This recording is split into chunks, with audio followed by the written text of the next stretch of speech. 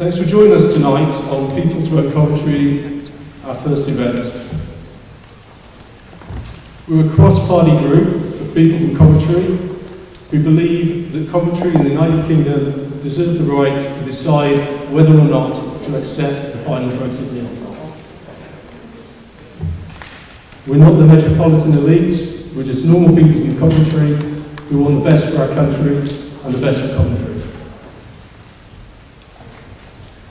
Our campaign is open to everyone, so please fill in the slips on your chairs or come and speak to somebody in a People's Vote t-shirt and we'll take your details.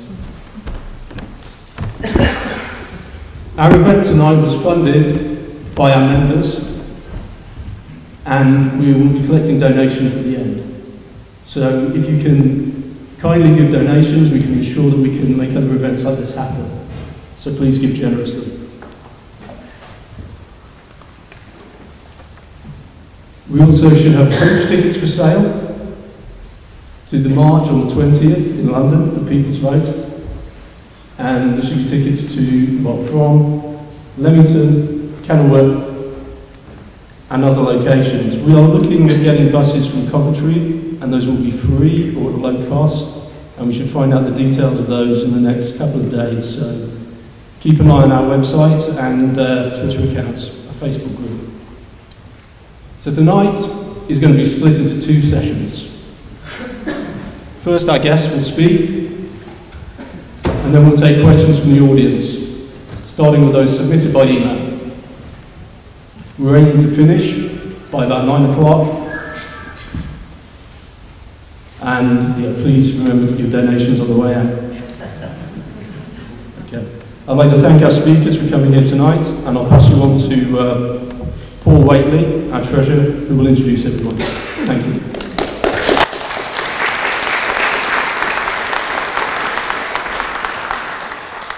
Thank you, Chris. So, yeah, it's great to see so many people here today, and it's great to have three such distinguished guests. So, speaking first is Anna Soubry, MP for Broxtowe. Anna is a qualified barrister, and she was also one of the founder members of People's Vote, so it's a real honour having Anna here. Second, we've got Beverley Nielsen. Beverley is she's an executive director of IDEA and works in Birmingham. Beverley also stood as candidate for the Liberal Democrats in the West Midlands regional mayor elections, and you may have seen her on television. And then finally, we've got Professor Jeff Kenner. Jeff is a professor of European employment law, so he sort of knows what he's talking about and this sort of thing. He's also written a few books. He tells me he's got one coming out soon, but not to mention it. And with that, I'd just like to hand over to Anna. Thank you.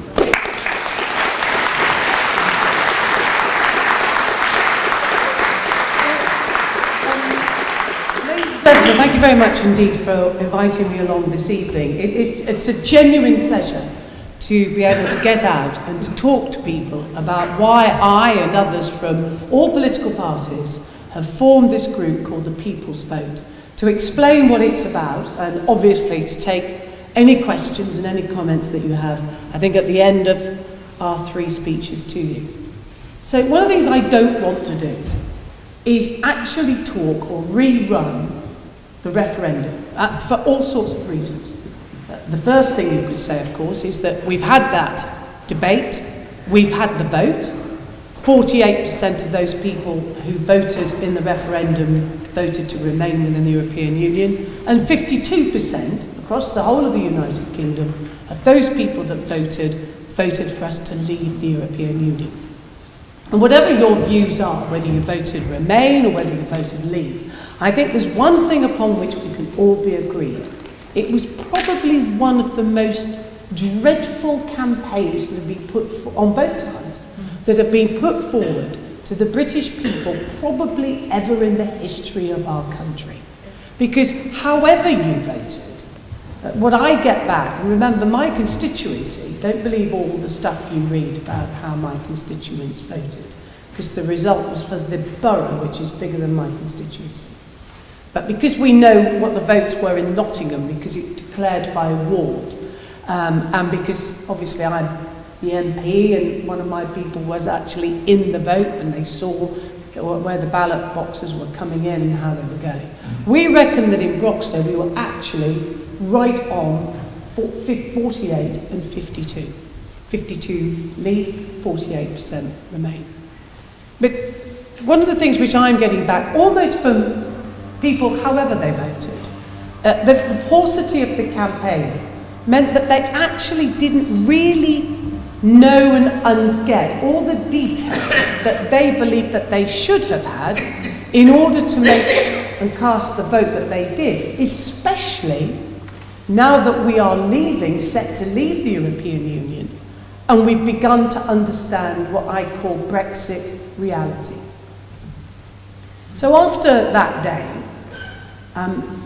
we then moved into a period, I think, where people, certainly the Leave campaigners, were shocked, and there were a lot of people who voted Remain who were really, quite genuinely, distraught at what had happened. Now, lots of things are said about me, and I do get quite agitated, especially when I get threats, but I suppose that's to be expected, unfortunately, and that can't be ever acceptable, is that I'm some sort of Europhile. Now, I will put my hands up and say that when I first got involved in student politics, which is obviously an extremely long time ago, and joined the Conservative Party, that I certainly did believe that we should remain a member of the European Union, because it hadn't been that many years since we had that first referendum, and that was the first time I'd ever voted, and I voted for us to join the European Union. And I will be very honest with you, I think the reason that I thought it was a good idea was because I like the idealistic vision of the European Union, which was essentially of bringing countries together, not just to trade, but to create peace. Because I'm not obviously that old that I can remember the Second World War, but my parents could. My father was bombed when he lived in London, and my mother has a very distinct memory of seeing Sheffield burning after it had been bombed by the Nazis. So for their generation in particular, their vision of Europe was one that was about bringing nations together in peace. And obviously one of the drivers of that for many was prosperity. So that was I was sort of, yeah, this seems like an extremely good thing to do, and I continued in my life. And I've never been some obsessive about Europe, just thought it was a particularly good idea. And I knew, because I was old enough to remember that time when we'd been described as the sick man of Europe. And I also knew that I believe, as a result of our membership of the European Union, notably the single market and the customs union, we turned our nation's economy around and we became one of the most successful. Anyway, in due course I got elected into Parliament, and I ended up, after the 2015 election, being made a business minister. And I will be absolutely frank with you. And I've never run a business. I don't know a great deal about business, but I do know an awful lot of people who do. And I met lots of them, the leaders of all the different sectors of business and the various organisations that represent businesses, from the Federation of Small Businesses to the very large businesses. And I took the view that it would be quite a good idea if I could base my work as business minister on the basis of actually listening to people who knew more about this thing than I did. And if I could, and I agreed with their concerns, to take them up and do what I could to champion British business. And as we entered into the referendum campaign, my views on Europe in many ways actually began to change. Now, I'd always thought it was a huge bureaucratic nightmare, and there were lots of things about it which I didn't like, but I also knew that there was this economic side to it that delivered in the way that we would want it to. And when I became the business minister, my goodness me, didn't I just begin to understand actually how the single market works and the customs union work. And these things are important. I gently say to any of you here who are conservatives, never forget, the person who most championed the single market was Margaret Thatcher.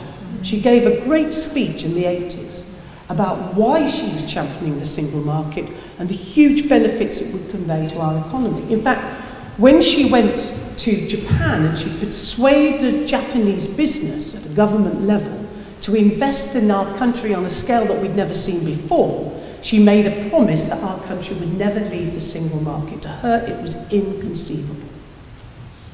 And that is why great companies like Nissan, Toyota, and Honda came here and set up notably in the automotive sector.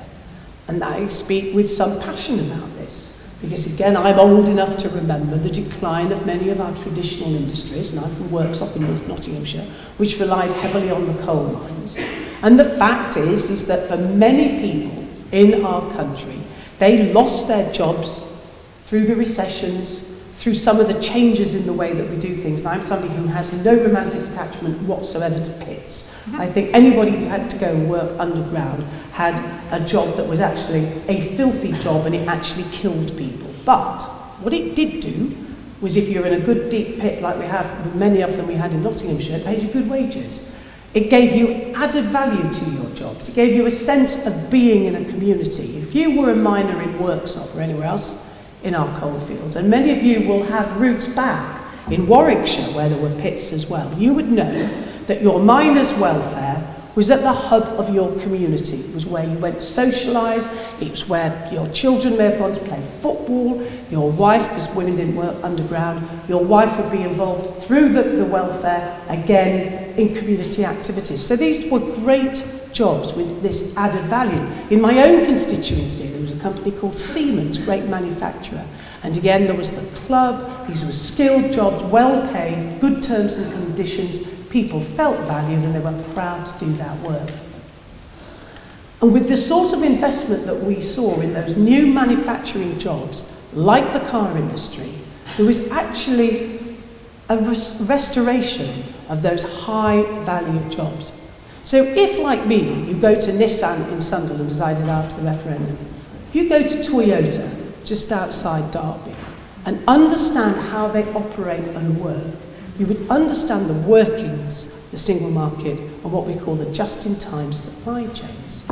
So when we decided to leave the European Union in the referendum, after I'd got over the shock of it, like so many people were shocked by the result, most notably those leaders of the Leave campaign, like Boris Johnson, because you could bet your bottom dollar he never thought he'd win. In fact, he backed Leave on the basis that we wouldn't win, because it would advance his career, but without doing what he knew shouldn't be done, because Boris has never been somebody who believed we should leave the European Union. As you may know, he wrote 2 articles and almost flipped a coin as to which one he'd submit, the Remain supporting one or the Leave supporting one. But I don't intend to dwell too much on Boris Johnson. But there was a feeling of real shock. And my view was very straightforward. I had made a promise that I would respect the result of the referendum and that we would leave the European Union. But I also took the view it was in the interests of my constituents and my country to make sure that we did it in a way that conveyed the least amount of harm and damage to our country's economy. Now, I'm a Tory, as you know. I believe in capitalism, I believe in a market economy. So I understand why business and the economy is so important. My view, it's good for prosperity, it's good for social mobility, and of course it generates the money we need for good public services. So the economy to me is quite important. I think it's actually quite important to most people. That's my experience when I've been out campaigning. It's actually, I always do that, it's the pound in your pocket that matters the most. People talk, obviously, rightly about the NHS, they talk about their children's education. These things are important, but when they get in the ballot box, it's actually the economy. Who you think will do the best thing by the economy and who will do it in a competent way. I somewhat diverge from where I want to go. So that, to me, was the critical thing, that we should secure the economic future of our country whilst respecting and getting on with actually leaving the European Union. And to me, there was a way to do it. We could deliver on the referendum and maintain our economic future by actually endorsing the old common market, the single market, the customs union. That would save the economy and leave the European Union. Now, I'll be honest with you, I think I was pretty much, not quite a lone voice, but there weren't many other people who shared that view. But I continue to make the case. And what has happened now over the last over 2.5, no, not 2.5, but it's certainly over 2 years, feels like a lifetime, is that this government, and I believe our Prime Minister, although I believe she's made some mistakes in putting down her hard red lines, has struggled to find a way of delivering on that leave vote whilst protecting our economy. The Prime Minister made it very clear that the single market and the customs union were to be ruled out. The people have got to be honest about why that is. So the reason why the single market was taken off the table, the red line drawn, was because it was said that people voted leave in order to end free movement. Now I take exception to that, because in the experience of, I was going to say my family, I don't think many people in my family voted leave, but certainly a number of my friends voted leave. And I'm a bit unusual because most of my friends are completely normal, and that means they have nothing to do with politics, right? They're just completely normal people. So we reckon in my friends we're probably 50-50 leave remain. But this idea that you can say with certainty why people voted leave, I really do object to, because people voted leave for all sorts of reasons. It is, however, true that immigration was an important feature of it. And it was actually used, in my opinion, in the most abhorrent and disgraceful of ways. And it was one of the worst moments in this country's history when Nigel Farage stood in front of a poster with a snaking line of, here's a surprise, brown faces behind him. Do you remember that picture? And the slogan was, I always get the slogan wrong actually, it wasn't enough is enough, but it was breaking point. Right?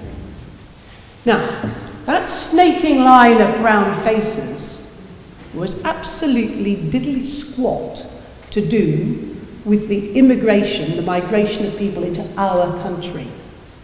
These were people fleeing war, terror, and rape in their own countries. They were overwhelmingly Syrian refugees who had left everything that they had in their lives to escape that terror.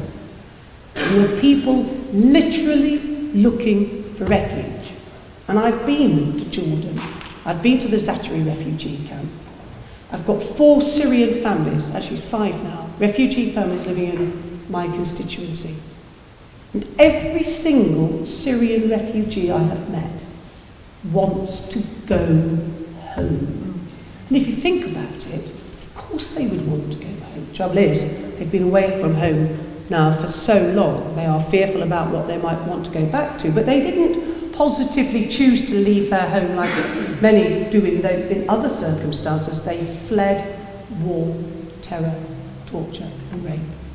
And Farage used that to get absolutely into the deepest heart of prejudice and fear, and he played upon it. And it was a disgrace, and we should be ashamed of that as a country. It's nothing to do with the EU at all. Nothing to do with all those brilliant people who come from the European Union to work and contribute in our country.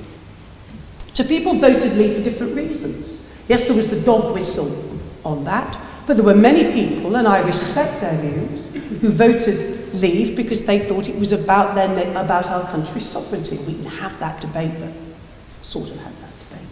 So to say that it was all about immigration, 52%, remember, of those that voted, 52% of those able to vote voted leave. But to say they all en masse wanted to stop free movement, I think is a step too far. In relation to the customs union, the only reason that we are told we cannot remain in a customs union, the only reason is because it will stop, not my word, stop us doing trade deals. That is the only reason the government will not contemplate us being in a customs union. Now, the lady down on the front row did a gasp. I know why she gasped. Because I think she knows, as I know, that of course we do trade deals. We do fantastic trade deals. We've just done one with Canada. It took 8 years, by the way. We've just done one with Japan. We've been doing trade deals with countries, dozens of countries, as part of the European Union. And which country of all the countries is the one that is there arguing the case for free trade? Our country. But the idea that we don't do trade deals is one of the biggest nonsenses that have been put about, even by my government. And I'm ashamed to have to say that. So just understand why those are the only two reasons we're not going to be in the single market and the customs union. So what are our options and where are we going?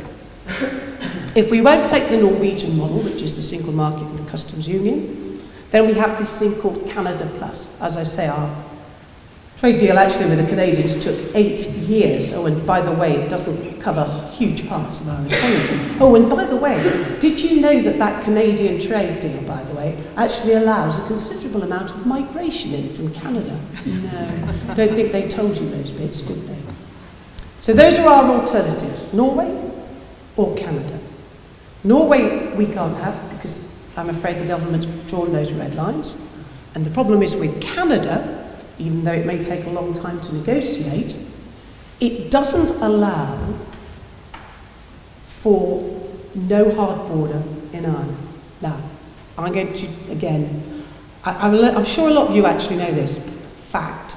If you are a member of the World Trade Organization, you have to obey its rules. Seems pretty reasonable. One of their rules is you have to put up a secure, hard border. So when some people say to you, oh, we can leave and we'll crash out onto WTO rules, it's not a problem in Northern Ireland. It is. It's a rule. You have to put up a hard border.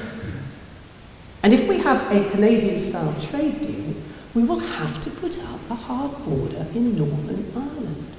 And if there is a return of the hard border in Northern Ireland, and that, I'm sorry a lot of us in this room will know exactly what that means because we're old enough to remember the horror of the Troubles. Not only will there be a real danger of returning to that, there will be civil insurrection in Ireland if that hard border goes back. Fact. That's not Project Fear, that is a fact. And at the moment, there is no technical solution to avoiding the hard border in Northern Ireland. Who said that? The Northern Ireland Select Committee, full of Brexiteers, chaired by a hard Brexiteer, has members of the DUP in it. Kate Hoey is on the Northern Ireland Select Committee.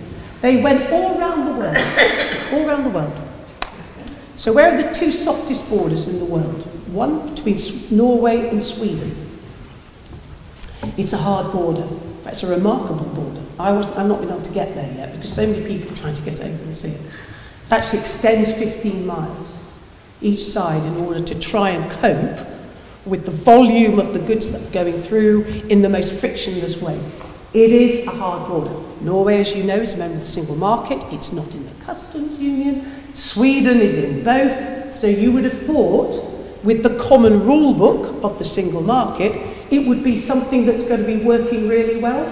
No, it has delays and it has all the cues that you might expect. So where's the next softest border? Between Canada and America. It took 10 years to build it.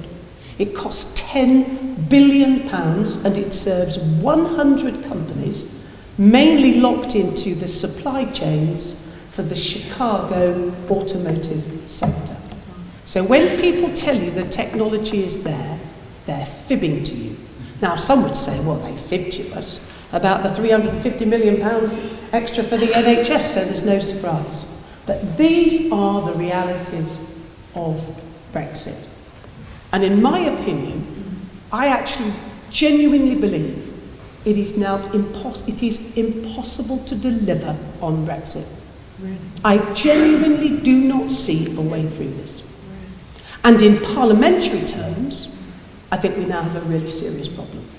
Because we know that there's a group of Conservative MPs, at least 40, who will not vote for the so-called Chequers Agreement. And that's just a step in the direction. That's the common rule book, so goods can move fairly freely, but doesn't deal with anything else, and has a customs system which actually is a bit for the fairies, but that's another matter. Right? So it's not going to solve the problems, all the problems in Northern Ireland. And they'll vote against it. And if Theresa May comes up with an even more step towards that frictionless trade, that close alignment that we need in order to keep our economy going, you can be sure there'll be even more Conservatives who will vote against that. Labour apparently will pretty much vote against anything. Though there might be some flexing from what Jeremy Corbyn said. My own view is, I doubt it. So we will end up, that is absolutely conceivable, we will end up either with a deal that we can't get through Parliament, or with no deal. And nobody in their right mind will vote for no deal. That is the stuff of complete irresponsibility. So this gentleman shakes his head on no deal, this young man down here, on no deal. What on earth do you think a no deal means? It means falling into World Trade Organization rules. Up goes the border in Northern Ireland, and up goes the border around the rest of the United Kingdom. And let me tell you what that means. This is the reality of it. I've been to Derby. I've seen Toyota. I'd make it almost compulsory for the entire population of this country to go and see a just-in-time supply chain. They employ 3,000 people there, with many thousands more in the supply chain. This is the real world. And I do get agitated, because those people who have led our country down the Brexit route, they won't be losing their jobs. My constituents will, and the profound irony is, the people whose jobs are most at risk are those very Leave voters in those areas. So just let me finish with this. Let me just tell you about how that just-in-time supply chain works. They make cars in Derby. Now this is manufacturing, includes all sorts of other things like chemicals, the pharmaceutical company in my constituency. And these all work on the following basis. You get the bits and bobs that make a car, or if you're in my constituency, that makes a fantastic world-leading drug from mainly Europe. Why do you get them from Europe? Because they can billy whiz in. The longest delay on a lorry, and this is very rare, coming in to Dover from the European Union is 20 minutes. Normally 2 minutes, straight in. It's all sorted, common rule, everything sorted. Through it goes, up the M1, into Derby. And within 3 hours, it's on the assembly plant, and within another hour, it's a brand new spanking car coming off the assembly. We make cars in a way we should be so proud in our country, which is why in the northeast they actually make more cars up there than in the whole of Italy. And those real-life companies, if they have a break in that just-in-time supply chain, they're not daft. You don't need to be daft to work it out. If you can't, because they export 80% of their vehicles into the European Union. Well, if you can't get the parts in, and some parts actually cross over the channel up to 20 times as they're added to and widgets and things put to them. If you can't do that and then export them, you won't make them in the United Kingdom, will you? You'll go and make them in France. And if anybody says, well, why don't they export those cars to the rest of the world? Because these big companies make local. So if you want to sell cars into South America, you make it in a South American country, because we now trade in a world in blocks. That's the real world. That's how it works. And I'll just finish. 850 jobs in my constituency. Fantastic pharmaceutical company. Good jobs, skilled jobs, well-paid jobs. They've already moved their laboratory over to Amsterdam. Why on earth would they stay making that world-leading medicine, which was actually invented in Nottingham? Why? Of course they won't. If they can't have that frictionless trade, they'll go to Amsterdam. And that is not Project Fear, it's Project Reality. So in my opinion, now we know the facts, now we know more about it, and that includes me, I'll be the first to put my hand up on that. I think it's only right and fair that the people of this country should have a say on whatever deal, including no deal, that the Prime Minister comes back with. And Remain must be on that ballot paper. People are entitled to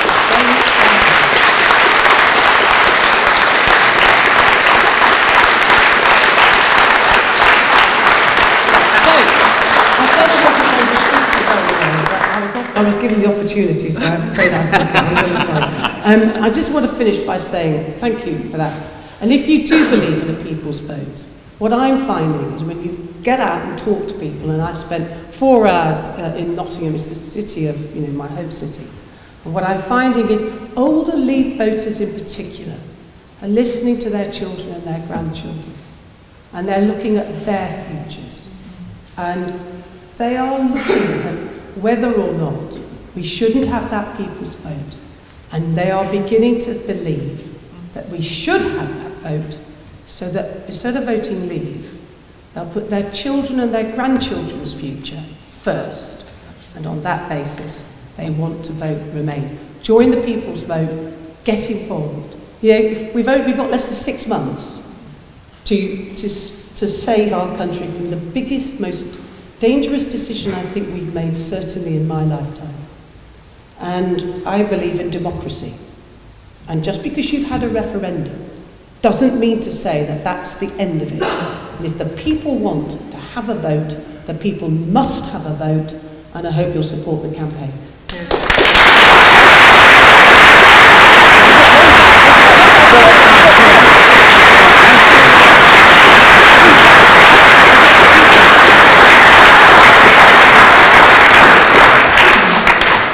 Thank you, Anna, and thank you, everybody. Now, when Paul introduced me, I'm Beverley Nielsen, by the way. I work in Birmingham.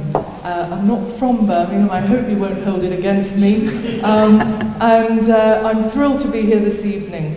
I actually thought it might be worth saying a few words about myself because, yes, I did stand as the Lib Dem candidate in the mayoral race. Quite an experience it was too.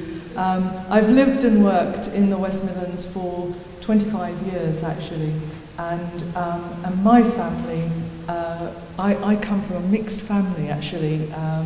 My mother was Irish and my father's family Danish, and they came over to this country in the mid-1800s. A little bit of trouble in Schleswig-Holstein.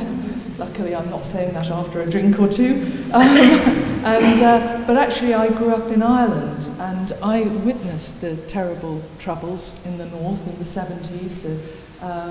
I went to university in Ireland, and I was tremendously privileged because I have a British passport. I was able to come over here and work here, and I effectively was an economic migrant. I had a British passport, but I came here because in Ireland, in the 80s, there was very little work, and most of us left the country. And so I have the personal experience of the need to travel to get that most basic of things that everybody wants and deserves, a job. And I left Ireland because the only way I could get work, I had also studied law, was to come to London at that time. And I feel, looking back over my own life, it's been an extraordinary period. I wasn't old enough to really personally remember Dr. Martin Luther King, but everybody remembers Martin Luther King's great message of emancipation and hope to the people of America, a great message of liberalism that changed America and still needs to be repeated today, even today. And following the legacy of war in Europe, 60 million lives lost, the founding fathers of Europe, they had a vision, and it was a great vision about shared peace and prosperity. And it led to the 4 pillars, the 4 freedoms that we have all, I think, broadly in this room, either grown up with or lived with over the last 40 years or so. And I have to say, funnily enough, in my own case, when I came to London in the 1980s. The very first job I had was in the CBI, and I started working on the peculiar issue of non-tariff barriers and their impact on business in Europe, doing business in Europe. And funnily enough, I actually wrote a report for the House of Lords Select Committee at the time, and that was a very long time ago now. But you know, business was really concerned in the 1980s, the early 1980s, about the impact of non-tariff barriers in the early days of the European community, and they were bothered about it, and people like me were lobbying against those. Then I went to Europe and I was embedded in Europe, seeing it from the inside, just how hard you had to work to get a consensus, to get people to agree. And no wonder it became a bit bureaucratic, because you've got to get everybody's agreement, and once you've got 28 states, that's quite a lot of work. But now, as I look back over the last 2 years since the referendum, and I couldn't agree more, what a long 2 years they have been. I feel very concerned, frankly. I feel very concerned for all the young people, especially those under 24, who voted by around 73% to remain in the European Union, who probably had the hope in their hearts that those founding fathers hoped to inspire, that they'd be able to move anywhere in Europe, get a job, travel, exchange, get educated in Europe, meet other Europeans, sometimes marry them, live in Europe wherever they wanted to.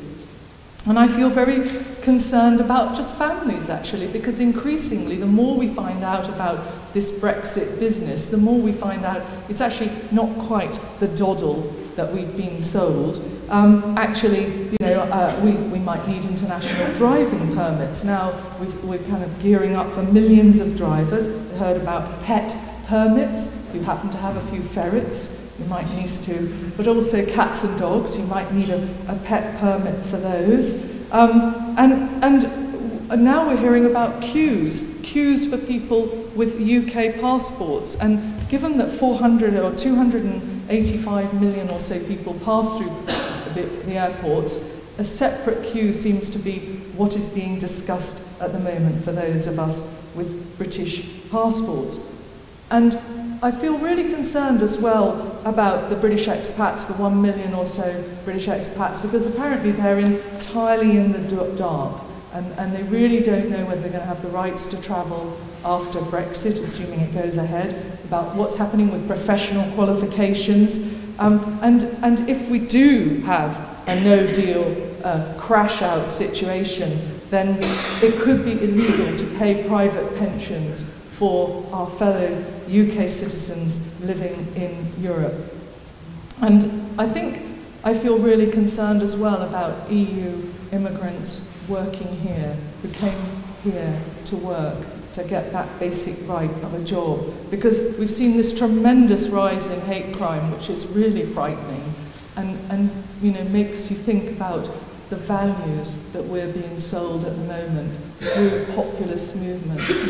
Values completely at odds with the founding fathers of openness and tolerance and shared peace and prosperity, and values that I think can be summed up as putting number one first, a sort of echo of the America first kind of idea, something that I feel slightly shaming as a set of values.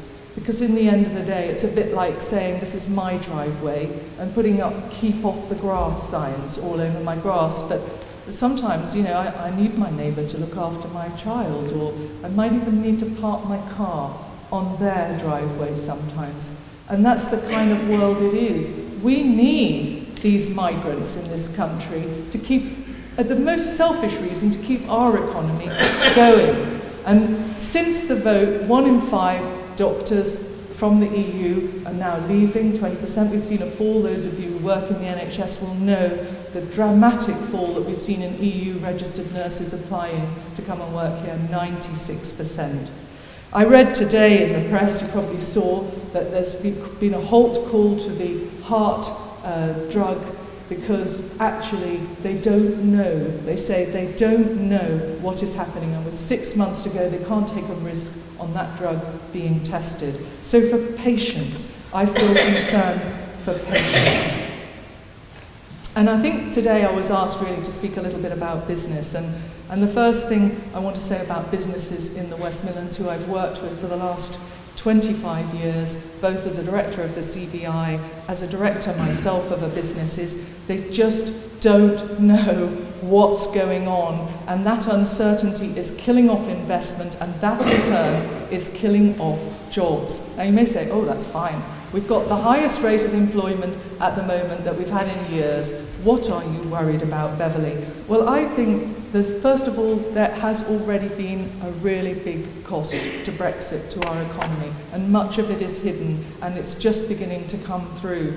But actually, there's some really serious costs around quantitative easing. It's cost about 60 billion. We've got the loss of European Investment Bank funds at 134 billion, all sorts of other loans. We've got the cost of civil servants, 1.5 billion so far, probably another 1.5 billion to come. And we've got the cost of the deal with the DUP, 1.5 billion, and who knows what else might be required to get anything through Parliament. And of course, we've got a 39 billion divorce bill, and we've got Mark Carney already saying that 2%, our GDP is already 2% lower because of Brexit and the EU referendum. And actually, what are we seeing now? We've moved from a leader in the G7 economy to a laggard. We're second slowest growth in the G7 economies. Productivity is stagnant.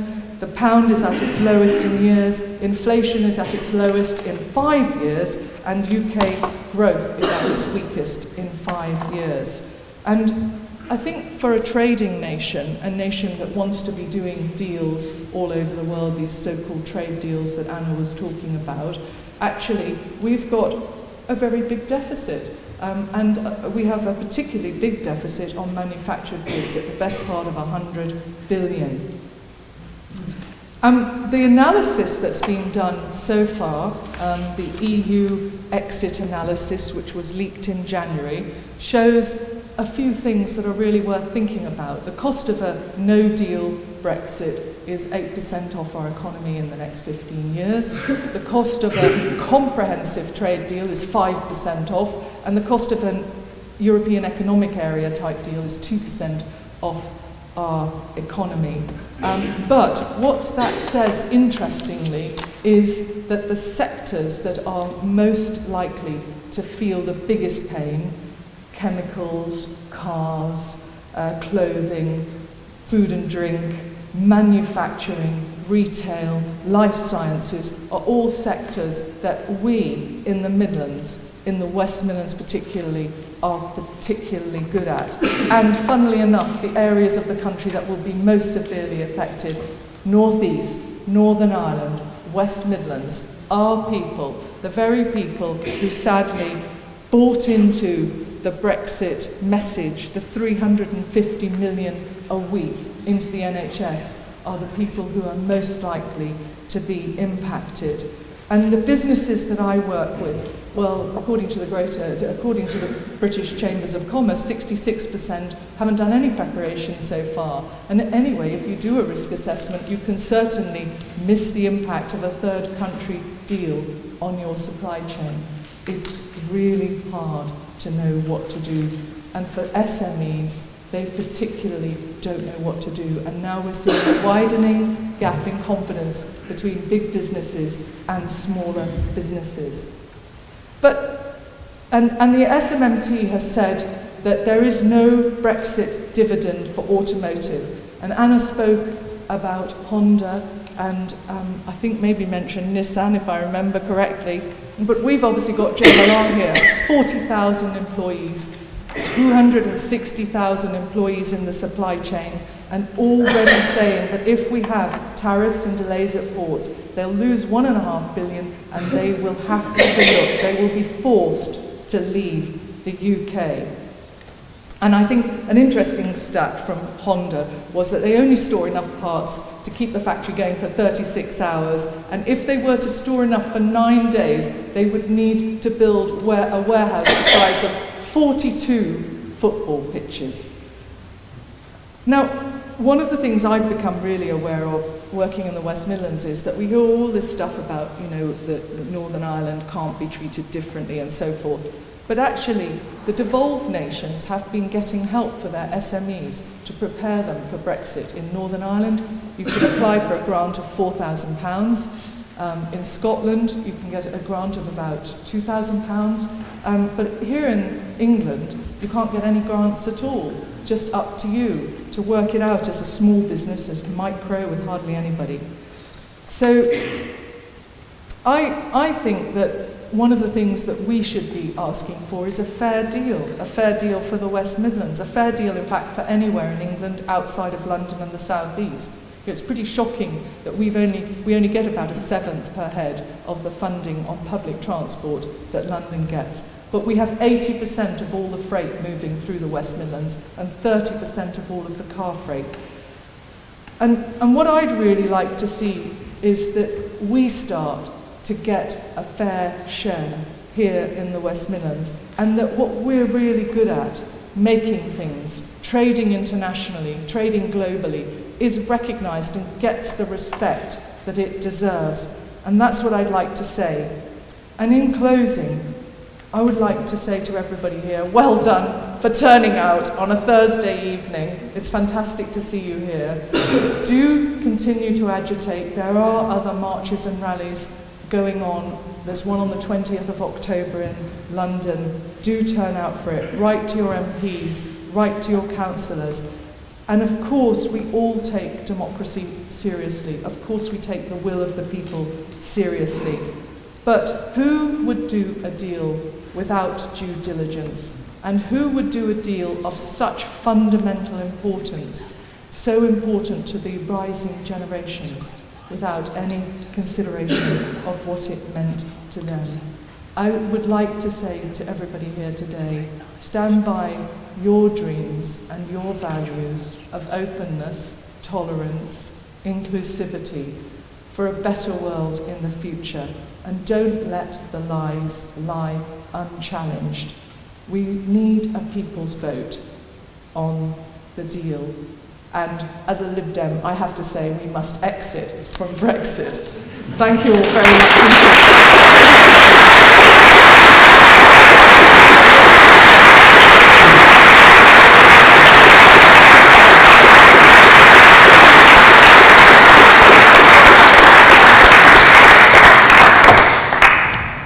Well, thank you, everybody.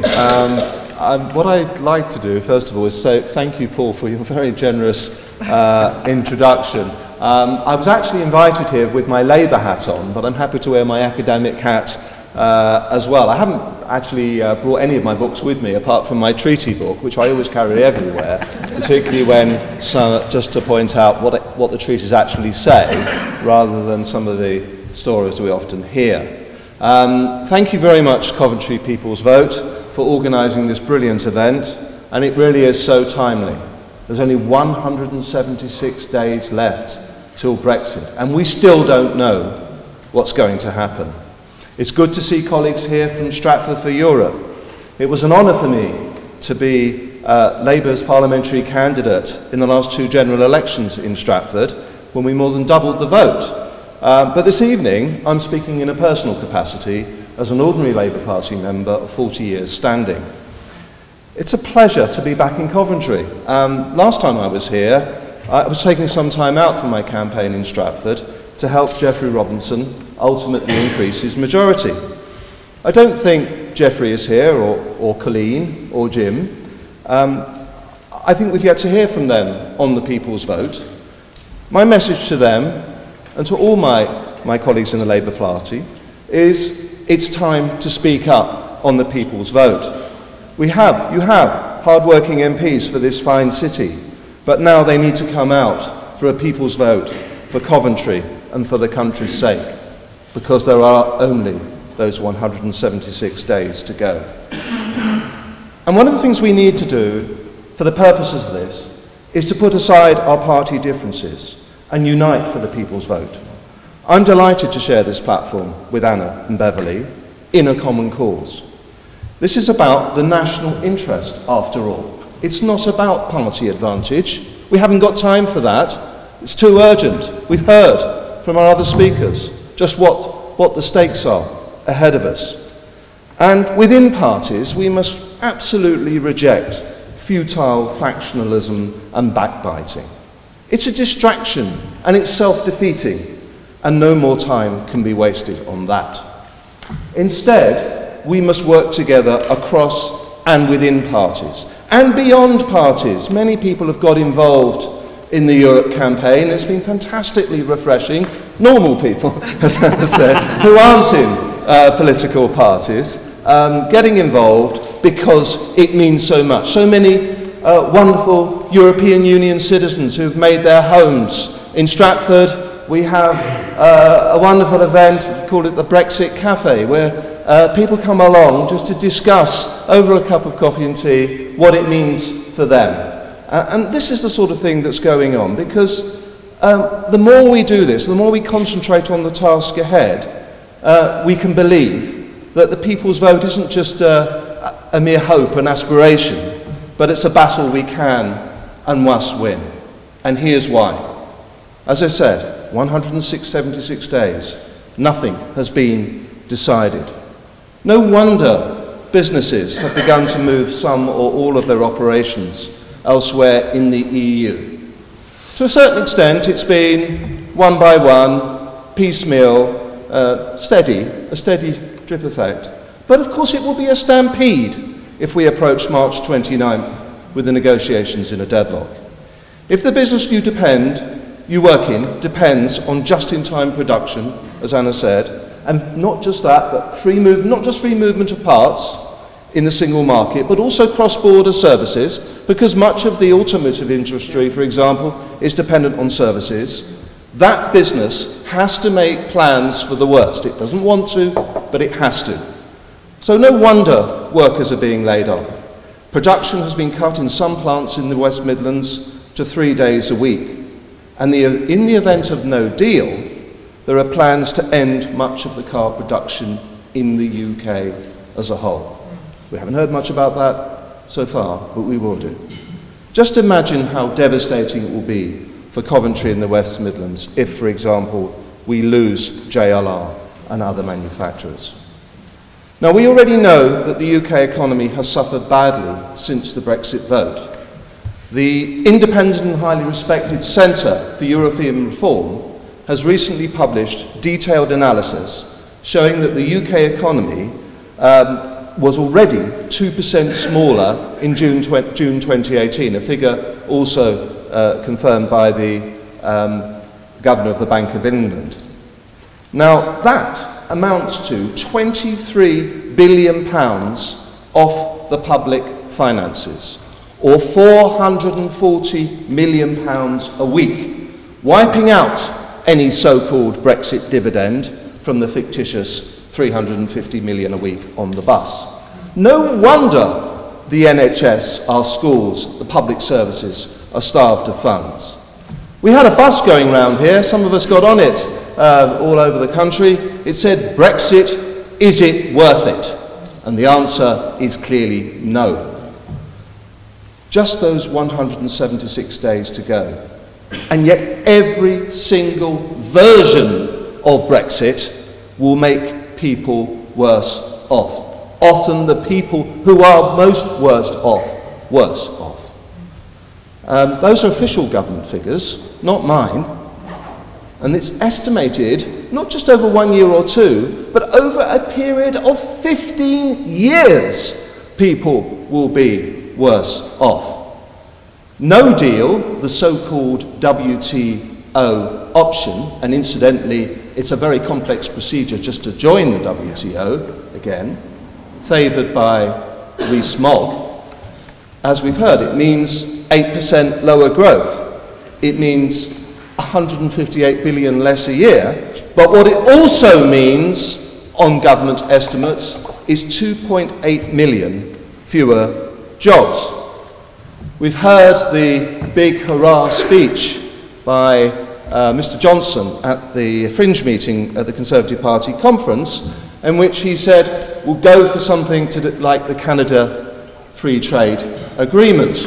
Apparently this is because, Canada sounds like a nice place to mention in relation to this. But it isn't very nice when you look at the detail. 5% lower GDP, 99 billion less per year for the economy, the government's own figures.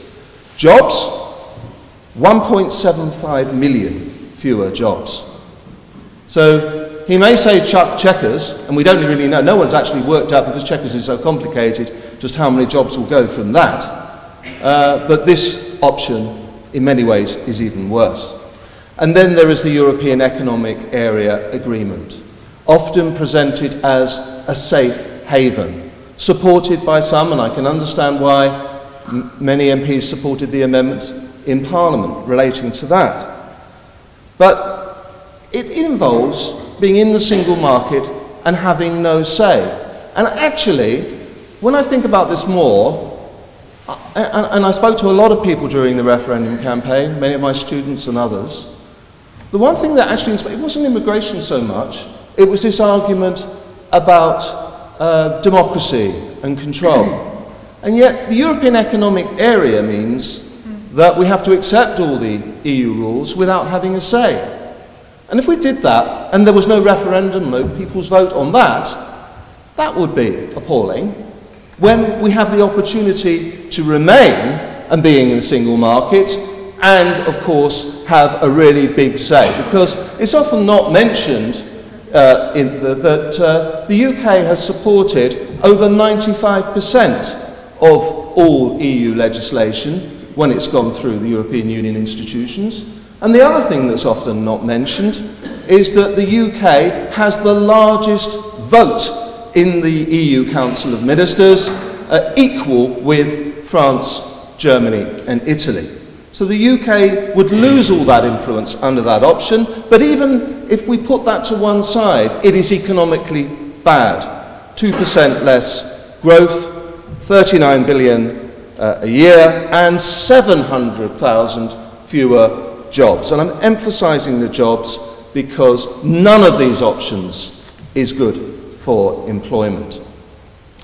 But of course, as Beverley said, it gets worse for the West Midlands, because the West Midlands is the second worst affected region under the government's forecasts. 13% less economic growth if there is no deal, 8% less under a free trade agreement, and 2.5% less in the European Economic Area. It's all bad news. And so the fact is that we have the best deal now, and we have a real say, membership of the European Union.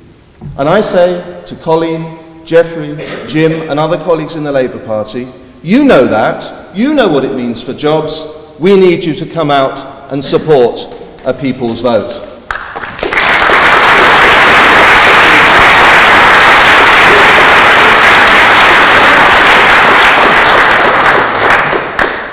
Because no one voted Leave to be worse off, to lose their job, but that stark reality is facing many in just 176 days.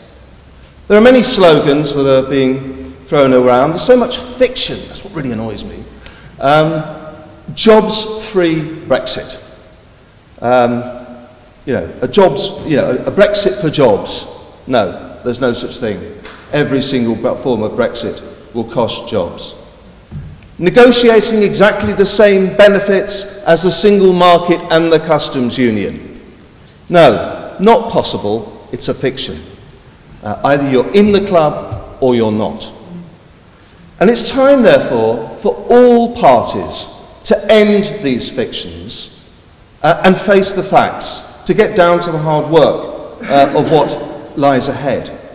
And I say to those opposing a people's vote, whether they are at one end Theresa May or another Len McCluskey, this isn't a politician's vote, this is a people's vote, because it's about people's jobs, people's livelihoods, people's freedom to travel and to work, and above all, young people's future.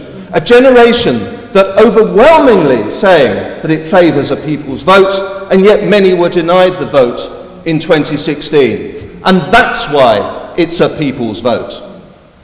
And what is being proposed in a people's vote is not a hypothetical question like we had in 2016. And again, I don't think we discussed this enough.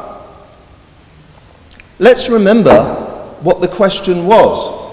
Should we leave or should we remain in the European Union?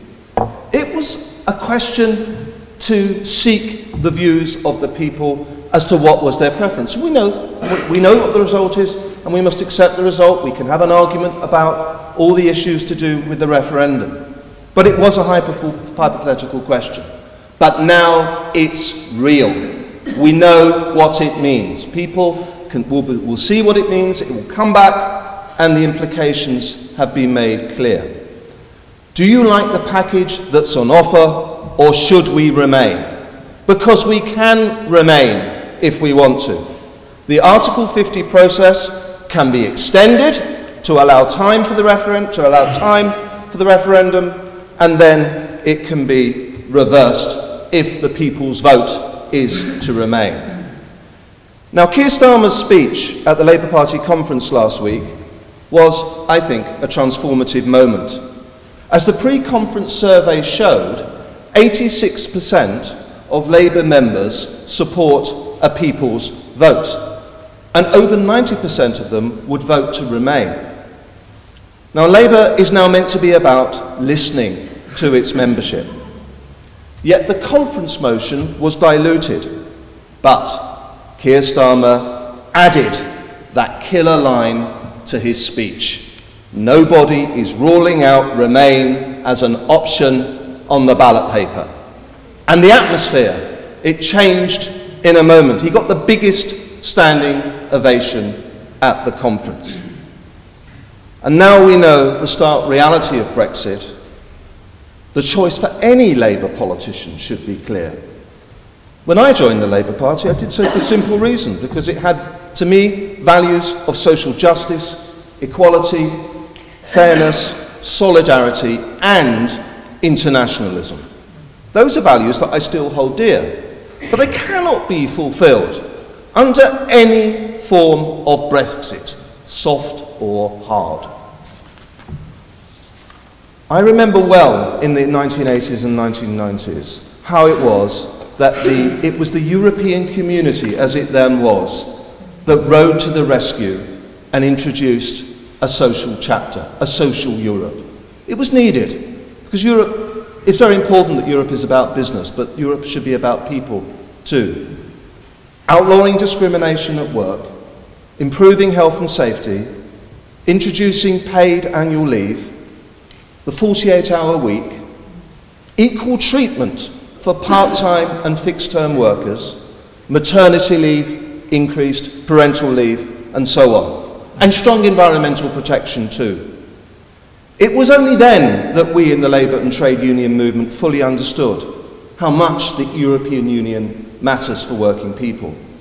And now we must understand even more easily how quickly all of these gains could be lost.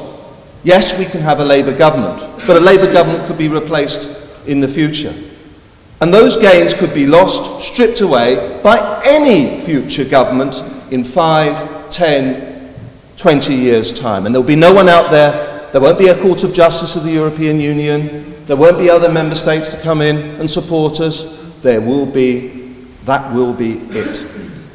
So with those 176 days to go, how do we get a people's vote? People say to me, oh, it's okay, there's no majority in Parliament for no deal.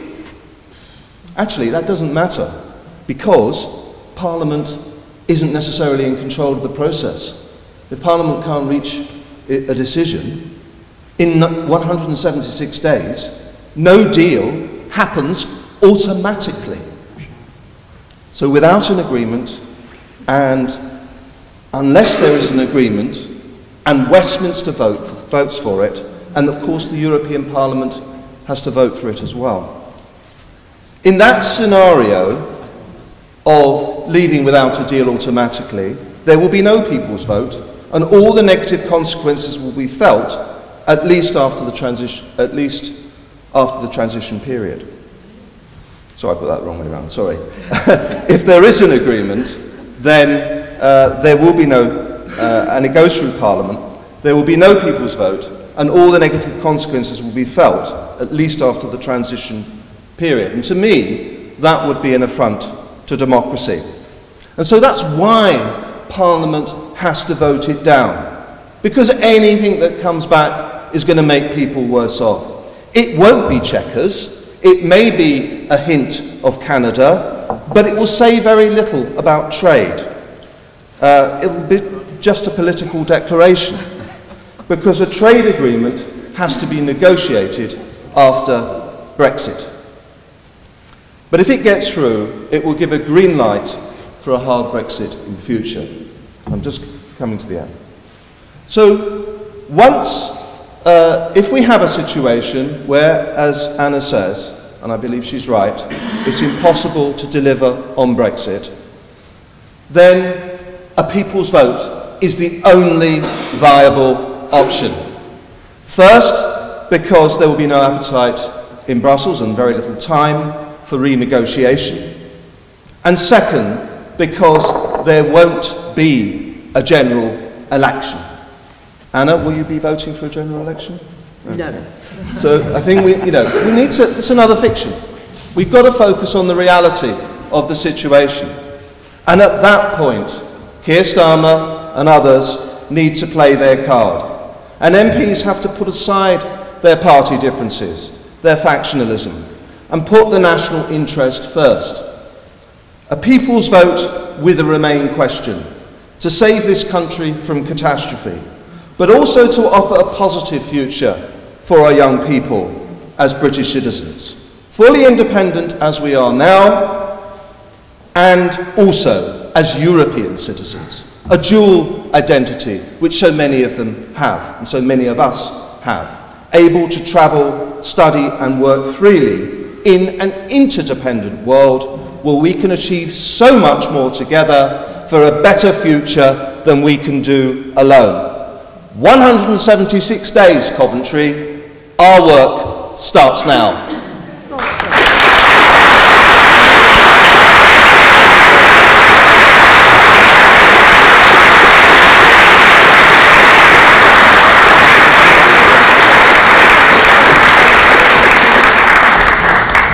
So thank you, three wonderful speakers and very insightful. So now what we've got is about 30 minutes of Q&A. So we've got two mics here that we can pass around the audience. We did have some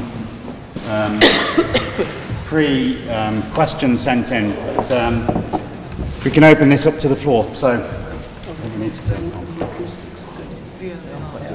do? Does anyone want to go first?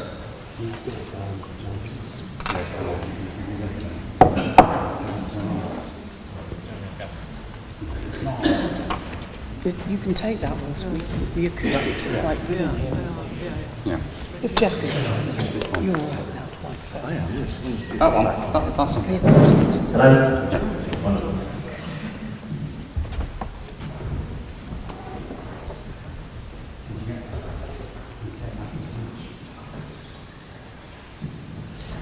Thanks. Question for Soubry.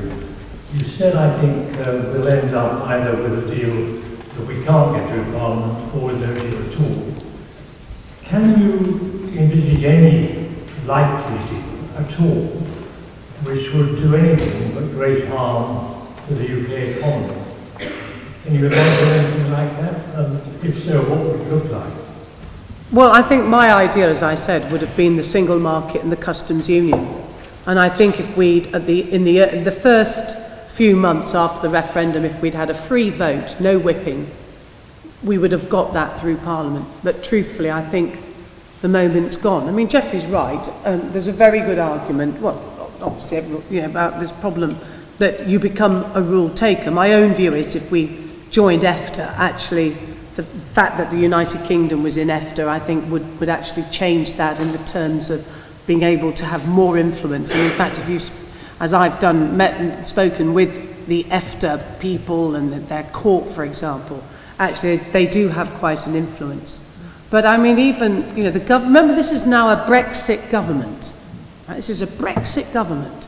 And their own assessments, Geoffrey referred to those assessments, their own assessments show that even if it was just the single market and the customs union, our economy would still not grow as quickly as it would otherwise grow. I'll just finish by just saying this. I think that in many ways the danger, and it is a no deal, of what is going to happen is that I think the Prime Minister will come back with what I call a syrup. You know, it'll be form of sweet, warm words about our future trading relationship. And that is not a deal. It's not what Liam Fox said. You know, he said it would be the easiest trade deal in the history of the world. Nigel Farage said, Brexit for me is easy. And you know, people really have been told a load of old hogwash, and they are now understanding it. And that's one of the reasons why I think it's only now we have the facts to go back to the people on it. I hope that answers your question. Another question? Lady at the back? I was getting it to that man. Oh, sorry. Hello. Just a quick question on the fact of no deal being pretty much the default should nothing actually get done. I believe it's just simply like a neutral statement and that's it. What can Parliament, obviously, I know it's probably your area, what can anybody actually do if we end up with that situation? So, Jeff, would you like to take that? Well, if there can be an extension, but it has to be requested by the member states, so by the United Kingdom. One interesting, I think, consequence of the Miller case, remember the case brought by Gina Miller, was that Article 50 had to be adopted in a form of legislation. So I think the legal answer to that would be that it would be necessary for Parliament, if it wanted to avoid a no deal and seek an extension, to prepare legislation to that effect, to amend the Article 50 legislation. It would also need the unanimous agreement of the EU member states. And as I understand it, the position of the 27 other member states is that they would like to offer an extension to the UK if there is a genuine possibility of a change of position, either towards a much closer form of partnership or potentially to reconsider the decision to leave. It's technically complicated. It would require further changes to be made for the plans for the European Parliament elections, but where there is the political will, I believe it could be done. But that just highlights why there is such a small window of time. You know, I keep going on about the number of days, because it is a very difficult procedure. It's never been done before. It will probably be challenged legally. There's lots of litigation around everything to do with Brexit. So we will be entering uncharted waters. It would make it clearly much easier if whoever is Prime Minister were to be prepared to put the country's interests first in that situation. And in that situation, I think it would be possible to move. But Anna, how do you see it politically? I don't know if you want to. No, I think, I don't think we'll get to a technical no deal. Yeah. I mean, I think it is that doesn't make sense. And I was going to contradict myself because I think it is technically a no deal. But I think she'll come. There will be a deal on security. There'll be some sort of deal on European citizens and other things. It's just that on trade, it will be all about warm words for the future. And Dominic Raab said yesterday on The World at One that was exactly the scenario. He said it would be a broad outline of our future trading relationship after what he called an implementation period. Nothing to implement, so that's a completely phony word. And he said, and that's when we'll put the flesh on the bones. And I'm sorry, but that's not what we were told would happen. We were told we would know what our future trading deal would be with the European Union by the end of March. And for British business, that does not provide them with the certainty that they are crying out for. Do you see there being? You said it was impossible to deliver that in Parliament. Well, that would be defeated because that would still have to be. be the agreement. You're And absolutely... you didn't mention Northern Ireland. No, but you're right, because I think they'll find some sort of fudge on Northern Ireland, but you're right, because, in that Parliament won't... Nobody wants no deal. I think there's undoubtedly, well, apart from some rather irresponsible people, unfortunately, in my party, but, well, there's a few Labour people, but in any event, the thing is, it will be wrapped up as if this is a deal. And I think that the danger is that people are so cheesed off, like most members of the public, with the whole of the Brexit thing, they'll vote for that. That is the danger. And what's important is that we make the case that that won't be a deal on trade, and we were promised we would have that deal on trade. It'll be tricky, though. Next question. So, whenever the Northern Ireland border is mentioned, everyone just defaults to talking about trade, but actually trade isn't the only issue. And without free movement of people, then there will always be a Northern Ireland border. Even though we've had a common travel area since I think the 1920s, because the free movement of people from Europe into Ireland, we'd have to have a border to control those people going between north and south. Absolutely. And as someone who regularly travels across the island of Ireland, both by train and bus and by car, how on earth would that work? Right? Without actually, so many people live on one side of the border and work on the other. Right? People drive all the time, and with no dual services, their insurance won't work.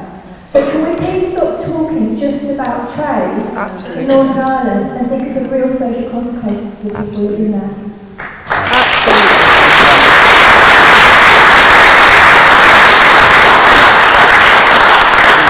Just very quickly, I mean, I have to tell you, I have been asking exactly that question for I don't know how long, and I asked it on Peston last night, and Robert Peston went, I can't impersonate Robert Peston, but you know how he went, well, you're absolutely right. And then when we came off air, he said, you're right, there is no solution to this at all. If you've got an EU national living, working in Dublin, how are you going to stop them from crossing over the border into Northern Ireland and then hopping on a ferry and coming? You will have an open back door. So the irony is we are stopping free movement, apparently. We're controlling our borders and our immigration, but the only way we can do that is to put up a physical hard border in Northern Ireland, and we've all said we will not do that. And so you will have a complete open door for the one thing which we're all told we don't want, we're not going to have, which is no control and an open door, that door will be a back door absolutely open. And it's like they're all, I don't know. This is what happens with so many of these Brexiteers. When you ask them these questions, they just go la la la la la la la. They put their fingers in their ears and it's all just too complicated and they say it'll be fine. Well, it darned well won't be. And as you know, if you stop people at that border, God knows how, because it's got 143 crossing points, there'll be civil insurrection. They really, honestly, truly will. Yeah, just to add on that, I think this is it's a great question, and it's a fascinating issue because the draft protocol on Ireland that is in the document that's been published and that the UK has signed off to does say basically the common travel area will continue as though it was like, back before 1973. Now, the thing is that if you listen to the DUP and what they say, they always say no trade border in the Irish Sea. And I believe that one of what could be a quite nasty consequence of Brexit here will be that you will start to get checks on passports and so forth when people are travelling from Northern Ireland into the rest of the UK. And that would be a wholly internal matter, but I can see that coming because the pressure will go on. You can imagine the headlines in the certain newspapers, front page, various people from Central and Eastern Europe, whatever, coming in through the back door, etc. And the solution would be to have those borders across the Irish Sea, and they say, oh, it's okay. DUP is quite happy with that because it's not a trade border. So I think this could be quite a nasty thing that could happen as a result of that. So, lady on the third row. Mrs May stated yesterday that if they can't all agree, there may be no Brexit. Is this a realistic hope? She said that. She did. She did. She said there may be no Brexit after all. That was very clear. I went right, but... No, I don't think she was saying it in those terms. I think she was. That's how it came over. No, I think she was saying it to my party that if everybody doesn't behave themselves, then that's the risk they run. And I agree. I was thinking, that sounds rather good actually, but I don't think that was the intention of what she was saying. It might not have meant it, but that's how I read it. No, you're right. Okay. Thank you. Thanks. My question is about immigration as well as sovereignty in one go. Some people who voted Leave do it on the basis of avoiding immigrants like me, who've been here for 25 years, doing a good job and paying my taxes, coming to this country. But also they say that they don't want the European Union and that bunch of bureaucrats to tell the UK what to do. Well, in 2004, there was a directive of the freedom of movement where the old countries, that means the countries that had been in the European Union first, from, even before the UK was part in the 70s, they were given powers to stop immigration completely or allowing certain categories. Once countries like the Czech Republic, Estonia, Hungary, Latvia, Lithuania, Poland, Slovakia, and Slovenia joined in 2004. But the UK, funny enough, was one of these countries. Only 3 countries refused this directive in 2004. The UK, Sweden, and Ireland. So my question is, obviously, according to this, we don't have to do everything that those bureaucrats want us to do. And we had the opportunity in 2004 to control immigration, but the UK rejected it.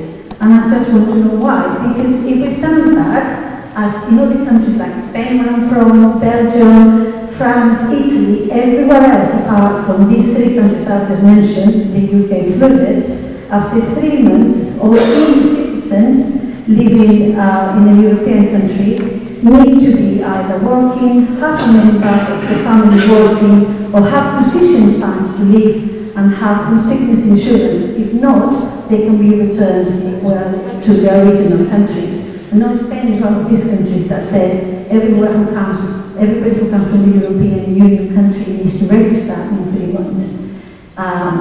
You can be there for 3 months, enjoying looking for jobs or whatever. After 3 months, you must be working, and you must reside in the country, and you must register within the town halls, or otherwise you have to go back. Why do the UK apply these rules, and why do still people think that we have to do everything that the European Union tells us to do when we have a choice? Good question.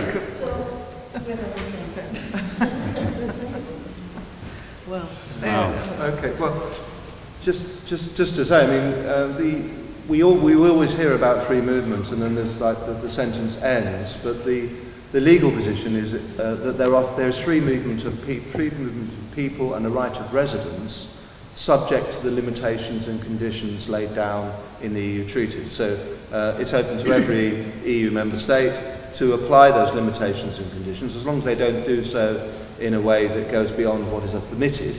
And you mentioned some of the various rules, so I won't repeat them in terms of registration and so on. That is open to any member state. So I think one of the things that will obviously have to be considered is to what extent, how strictly should those be applied. There are often good labour market reasons why sometimes you need more people to come in, usually when the economy is very strong. That was the sort of economic rationale at the time of 2004. There was a great deal of shortage of labour in key areas like health and education, care homes, and there was also a growing hospitality sector which needed more labour. So there was clearly a strong argument around that, and indeed the economy benefited. Many of those countries that you mentioned that took a different decision in 2004 actually did very bad economically. So, you know, these are decisions that have to be made, but I'd much rather that we were in the EU being able to make and influence these decisions and share common rules. What will actually happen outside of it, and I've been having various meetings because there's the Chamber of Commerce in the East Midlands. I've been going to some of their meetings, Anna, and they've had speakers along from the Home Office and the Migration Advisory Committee, and they're basically saying, well, the economy simply can't afford to change the rules because certain key sectors will just collapse. You know, and many towns and cities are particularly dependent on, of course, agriculture. We all know about agriculture and so on, but somewhere like Stratford is hugely dependent on the tourist industry and its hospitality sector. So I think all these decisions, you know, there is tremendous opportunity for flexibility within the EU's rules, and as you say, it's just one of the many myths that is out there. Yeah. But I think the point that's being made especially here is that we didn't apply some of the terms and conditions to limit and restrict the immigration that we could have applied. Exactly. And I think, you know, it was a sort of certain sloppiness with hindsight, and we could actually have been much more vigilant in terms of it. I mean, coming back to the Northern Ireland issue, I personally feel that's been a gaping open back door right from the beginning. I find it extraordinary. The only thing I can think is that for Brexiteers, they purposely are blind to it because it is just too difficult to... I just can't believe that people haven't thought about that. It's a gaping, obvious open back door, as Anna says. So I think that there is a sort of willing blindness to deal with things that are just too difficult to deal with. And as this process goes on, the too difficult to deal with is unearthed almost at every turn. And people are just becoming, as Anna said earlier, more and more familiar with those issues. Every day we have another story that actually makes it clearer to us just how interdependent we have become since we joined. And that wasn't explained at the time. I don't think people really understood that at the time. We've got a question from Peter over there, then we've got some submitted questions, and then we'll go back to some others. Thank you all for coming very much. I'm Peter, I'm Chair of the Warwick District Europe, just next door. My question really is mostly directed at Anna. We're told we need to influence MPs in order to get to the stage where there's a people's vote. So how would you advise us to influence our MPs? What are the things that you think would be most successful? What is it, letter writing? Is it visiting surgeries? How do you encourage us? And could you also speak briefly about your experience at Conservative Party conference? I was at a couple of events you went to, one of which was reported on Channel 4 News, the Conservatives for a People's Vote meeting. Perhaps you could just talk a bit about that. Well, the Conservatives for a People's Vote meeting was actually very good. I'm sorry to say we weren't allowed to have it within the conference area, and we weren't even allowed to advertise it in the conference handbook, which was rather unfortunate, especially as the DUP were allowed to advertise one of their events. You make of that what you will. But the reality of it is that we need somewhere in the region of about 20, perhaps more, Conservative MPs to support a people's vote. And then if it gets to the position whereby that amendment is put to Parliament, then there's a chance we can win it because of Labour's position and shift in policy. As an MP, the most powerful thing is when you speak to your constituents. And that includes, obviously, constituents with a business who come along and talk about the harsh realities. And so I have had a number of my businesses come to me to talk about the consequences of Brexit. And you can go and lobby your MP. I always find, there is no point writing a great big long lecture note to a member of Parliament. Most of us, we do know the issues. But maybe I should move on. Well, it's just that some of my colleagues actually don't know what a customs union is. Do not explain it to them, please. Because if they haven't worked out, you know what I mean. But no, seriously, there are two things I would say. You should lobby your member of parliament. Please don't lobby somebody who's already got the message, because you'll be, you know, you don't need to do that. If they've signed up for the people's vote, leave them in peace and let them, you know, get on and make the argument in Parliament and so on. But yes, if your MP has not made their mind up, please write to them. Email is best. Keep it nice and short and ask to see them. And go and see them, and don't berate them and barrage them. Just have a conversation, keep it short as you can. The other thing which we must all do is convince other people of the cause that most of us in this room believe in. And the best way you can do that is proper old-fashioned politics. It's not standing at a street stall, because if we stand too much at street stalls, we will start to gossip with each other. I'm as guilty as anybody. But, you know, doing what we were doing in Nottingham, and I know some of you guys have been doing it, is talking to people, finding out, will they sign, making the case, having the discussion, having the debate, explaining things to people, asking them if they'll sign the petition, do the Brexitometer, and I don't think I've seen a single photograph of the Brexitometer that hasn't shown that overwhelmingly people do want a people's vote, they think Brexit is going wrong, take them through the arguments. And if we, you know, we will only win this if we convince the people of this country that it's the right thing to do. And it is exactly that. It is street stalls, it's knocking on doors. I think the People's March is incredibly important. And if we get huge numbers of people there, that makes MPs sit up and think. And the way that the Labour MPs have been incredibly courageous, I think you're very brave, Jeff, I know you must be a very brave bloke actually, is the way that they persuaded their leadership to take the position which they have, is they showed them the hard facts of their own membership, as Jeffrey told us about. And there's another big fact, which is overwhelmingly young people want us to remain in the European Union. There's no debate about that. It's absolutely overwhelming. I think it's somewhere in the region of 78%. 73, sorry. 70, YouGov, the YouGov poll said 73% of under 24s want us to stay in the European Union. And the message from my party is we say we want to appeal to young people. Well, you know, it's a bit obvious what's going on there, isn't it? And you know, I have to say this: if we get, you know, old people like me, if we get this wrong, generations to come will never forgive us, and they won't. They will not forgive us.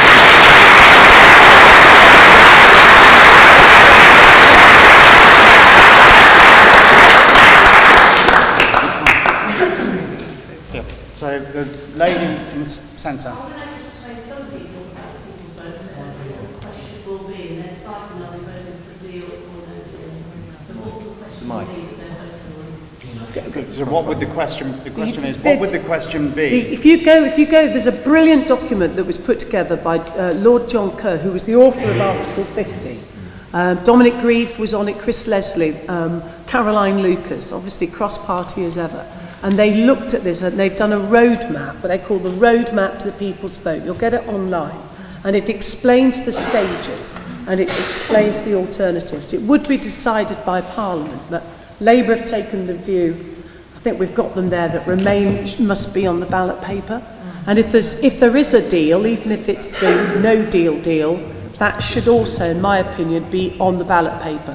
I think where the next thing is, where there's perhaps some argument, is whether leave with no deal should also be on the ballot paper. So there could potentially be 3 choices. Or 4. So there could be 3, but again, you know, I honestly, genuinely believe this. I think these things, if this movement grows, these are the questions that will be debated amongst people, because it has to come from the people. This cannot come from the MPs. Thank you. So the gentleman. Sorry, Jeff. You do the next one. The gentleman there with the check shirt, you have a hand up for one. This is more a comment than a question. It's really a plea to spare us the statistics. I put me to sleep tonight, even though I'm a believer in everything he said. It's overwhelming, it's too much, it's just kind of goes, I think people can hear me anyway. Some of us are a bit deaf. Okay, I've got an argument. So, really, we need simple, convincing messages. So somehow, I think the genius of this campaign is very intimate, people's vote. You just cut through, it's struck a chord with people, it's resonated. So you need some more really good, simple messages like, I changed my mind. You know, I can't look my children in the eye. I changed my mind. I'm going to lose my job. I won't vote for this. You know, just, it really needs it needs simple, easy language. Because I stood with Chris Bird on Saturday, talking to people, just as you said, and it was really clear that there were people who have a visceral hatred of the European Union. It isn't to them about facts. In any way, shape, or form. It's somehow about rerunning World War II, I think, for a lot of them. They want to repay the Germans in some way. It was Merkel responsible for the ills in their life. But it really needs simple, easy messages that resonate. It is more of a statement. Thank you for the comments. Are there any more questions? There, thank you. I get quite passionate about it. Yeah. You know? Yeah. I get quite Thank you. passionate. Tiny comment and then a question. My comment is to thank you, but particularly thank Anna for exposing herself to death threats, to criticism, for loss of actual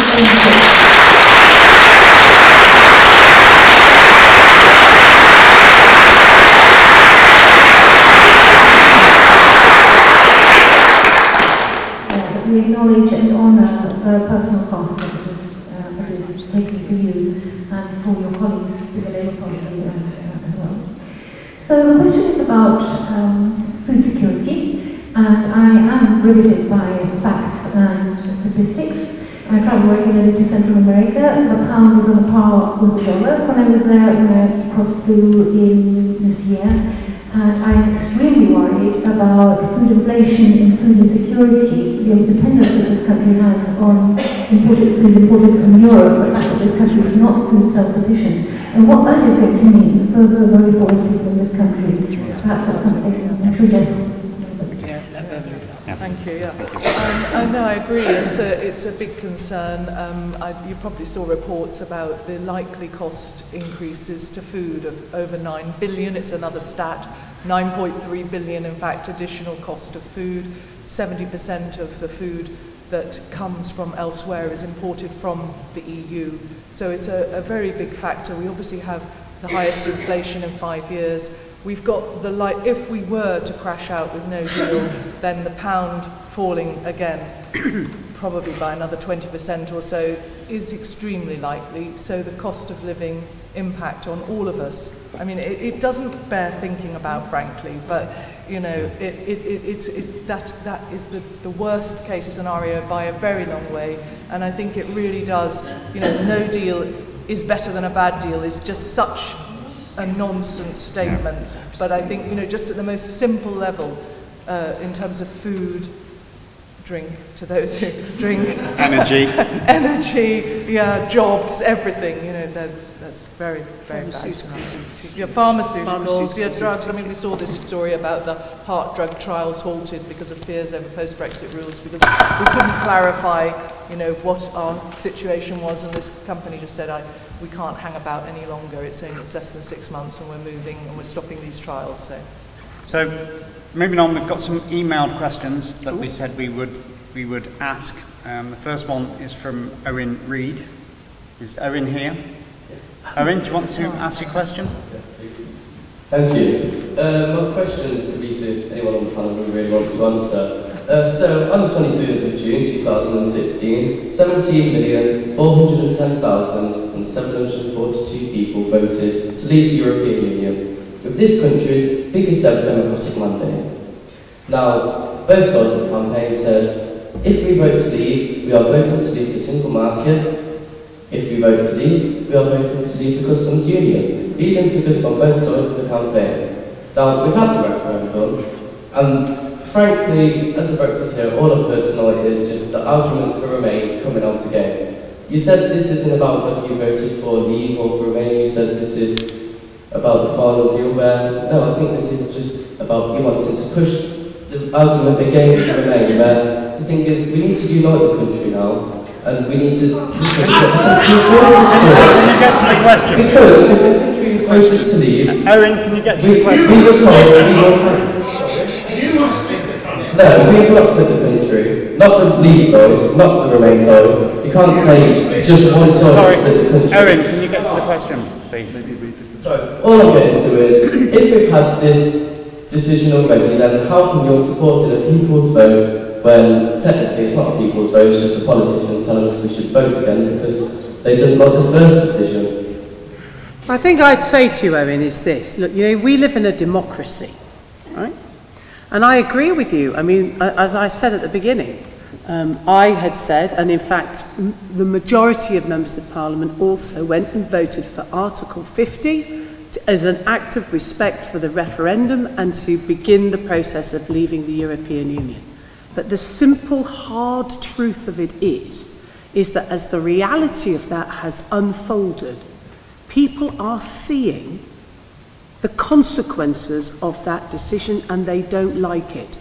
There's a great argument that's put forward by my two colleagues, Dr. Sarah Wollaston and Dr. Philip Lee, who say, if you have got a problem and you go along to your doctor and you talk about some operation, like having your leg amputated, you don't have that operation until you've taken advice, full advice, you've got all the facts, you know all the consequences, and you do this thing called informed consent.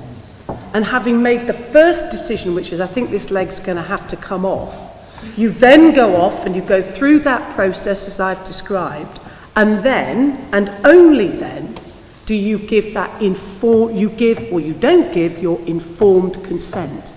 So yes, people have voted on a scale, I concede totally, that they've never voted before in our country.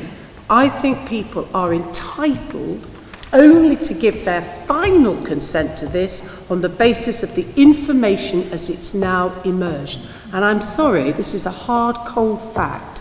And sometimes in these briefings you're not meant to say it apparently, but I'm going to say it. The truth of it is the people of this country were lied to. They were conned.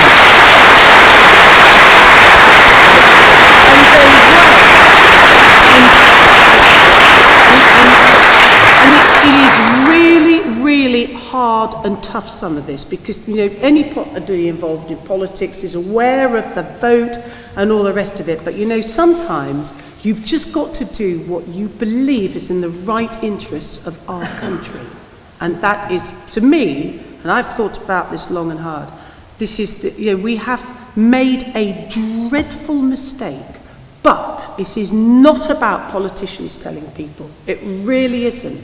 This has to come from the people. That's why it's called a people's vote. That's why there is a petition. And if it doesn't come from the people, it will not happen.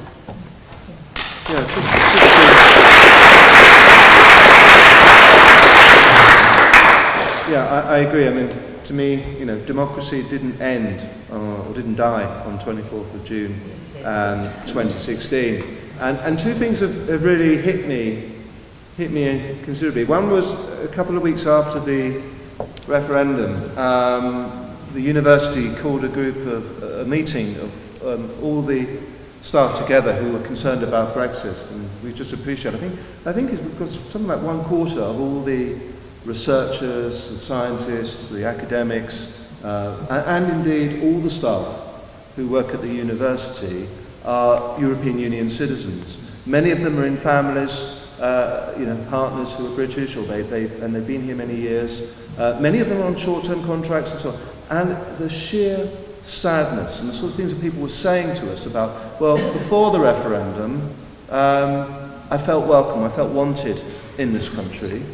And now, when I walk down the street or I open my mouth, it's like, why are you still here? Yeah.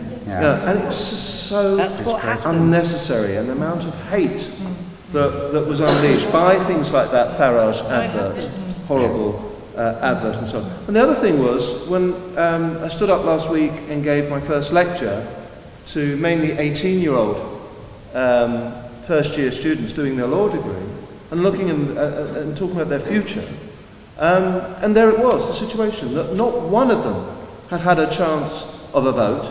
And now, when we really know what it means for them and future generations, we're being told they can't be a vote again. And I remember, fun enough, on BBC Parliament they do like on a loop, the referendum programme. And I happened to be on one day, and I saw the bit where Farage came on a few minutes after before the votes started to come in, and he was convinced that Leave had lost. And the first thing he was saying is, "Oh, we're going to have another referendum." So I'm not listening to any lectures from anyone to say, "Oh, you can't have another vote."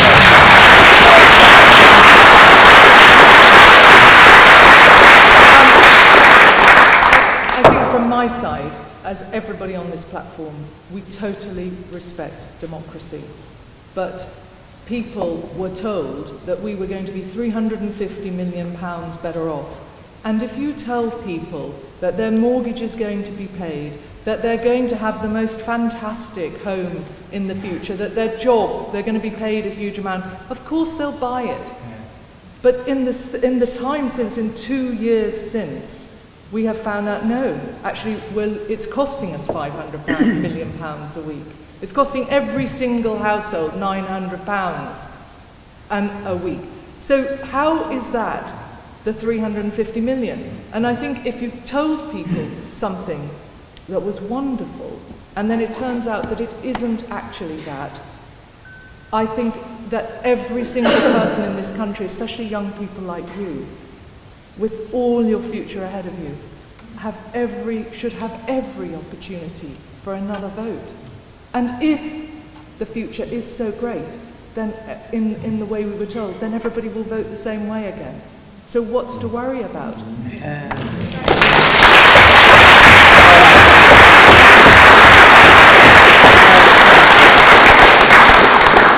I ask the Brexiteer at the back, how what's the one? Rees-Mogg has moved his finance to Dublin. Yes. Absolutely. And other Brexiteers are doing the same. Could he explain that to me? I don't know. Time. So, I mean, we're getting towards 9 o'clock now, and I think it's probably a good time to stop. This could go on and on. There's a lot of energy, a lot of good questions. Sorry, one more question?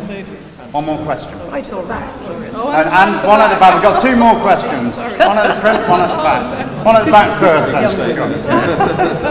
Sorry, and then a welcome to you, and then we will wrap up. You've spoken a lot about how a lot of young people did come saying and stuff referendum. So if you did support people's vote, would you support 16-year-olds coming and voting?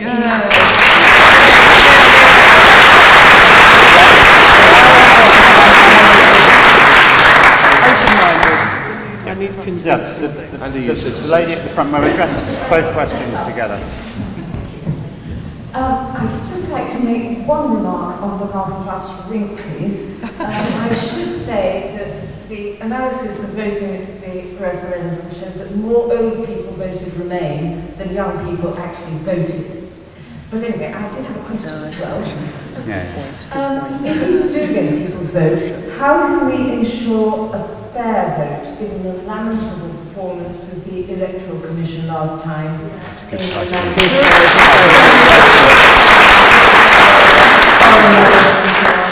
I understand this afternoon that they've just been overruled again, told they can't appeal against the censure that was handed down a few weeks ago. So that's a good question. You do. Do you want to do that one? Yeah. I'll do 16 to 18-year-olds because I am so useless on this, but because I have a completely open mind on it. I think the whole age of majority, you can get married with your parents' consent at 16, but you can't go and have a drink to celebrate, and you can't drive yourself home because 17. I mean, the whole thing is all over the place. We do need to get that sorted out, but I need some persuading about votes at 16, so I'm just wet on that. Beverley will do the other thing. I just because we're coming to the final thing. Anna, people work and pay taxes. That's the best point. Surely that is what. So that no is taxation. No taxation without. And can get married. So for me, that is a really, really strong point, which is that old adage which no representation if you pay taxation. No, but anyway, you know what the Commission. It's a good point. I just want to say just two very quick things. I think for some that are not convinced by the way that we are, you know what? Nobody who supports Remain in this room is ideologically driven at all. We really are not. And yet you do have to look at the Brexiteers and say to yourself, those guys at the top are totally and utterly ideologically driven. And I think that's very important. And the second thing I just wanted to say, I did want to say thank you so much to our Spanish, I know she's a teacher, and to say I am so sorry that people like you have contributed so much to our country for so long. And remember, EU migrants actually contribute nearly £3,000 each every year by way of taxation and by national insurance. I am so sorry that so many of you have felt so unwelcome in our country. And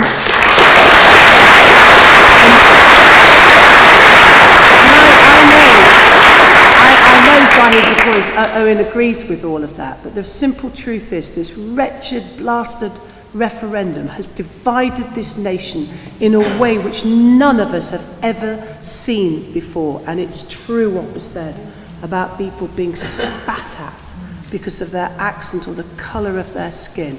And we have not covered ourselves in glory at all. And I do not know the answer to that. But dear God, we can't go on like this.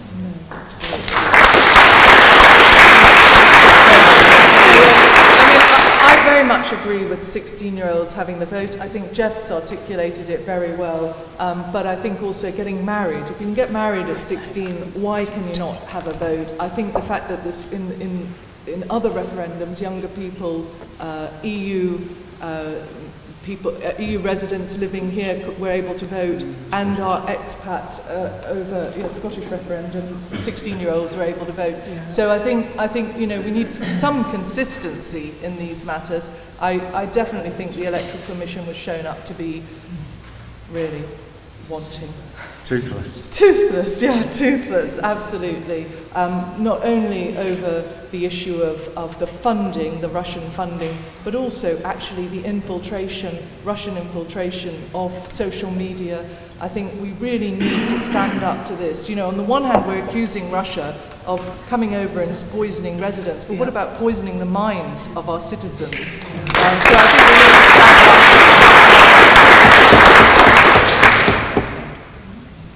Well, just I share your concern about the Electoral Commission, but I think that the climate could well be very different if it's handled properly, if there is seen to be a full range of choices before people. And I think I would like to think that it would be a very different kind of campaign.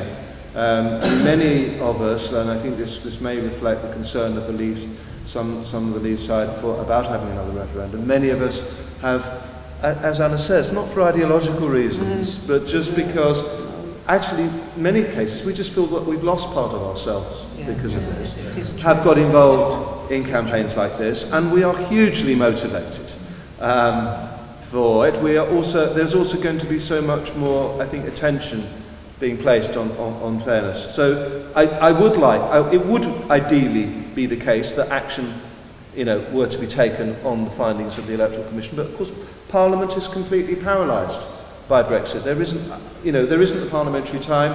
The situation is very immediate, and therefore I think it behoves all of us to make sure that we watch the campaign, if there is one, and that it is run as fairly as possible. But I completely agree, as I said, with 16-year-olds having the vote. I do think it was something that was very inclusive that in the Scottish referendum EU citizens had the vote.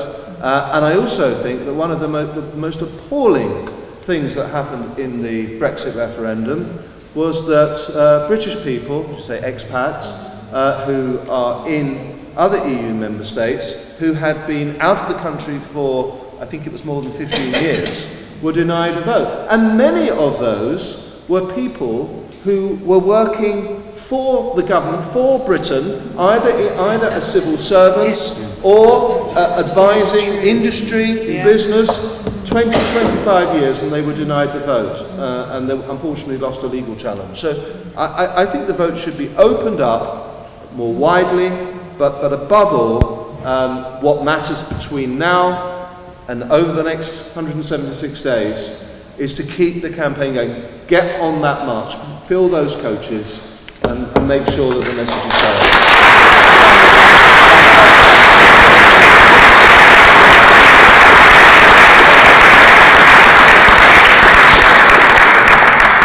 So in closing then, I'd like to thank the panel. We've had an excellent panel, and thanks for giving up your time to come here. Thank you to all of you for coming and starting to take part. We have got the coaches going to London. They're selling tickets from Leamington and Stratford outside. We will give you an update on whether we get the coach from Coventry as soon as we can. There is a, what? There's a petition that you need to sign as well. If you haven't signed the People's Vote petition already, please sign it and encourage your friends to sign it as well. That sends an important message. A couple of other points as well. You can get in touch with the People's Vote Coventry. There's a Twitter feed, there's a Facebook feed. We are just starting, and we welcome people to come along and support us with that as well. Finally, we've paid for tonight ourselves. Any donations as you leave them tonight are welcome as well. And is there anything else I've missed? Yeah, we're collecting petition signatures on the way out, so if you haven't signed the petition, and Warwick District for Europe also have their event, which is Lord of Donis. Lord of Donis, 24th of October. 24th of October. And that'll be good fun. So find details on the website, and there's still some Pembrokeshire. Yeah, and finally, we're doing a stall in Coventry, so a Brexitometer in Coventry City Centre. If anyone wants to come and join that, then you're more than welcome as well. And you can get in touch with us. Either stay behind and you'll see the guys with the T-shirts.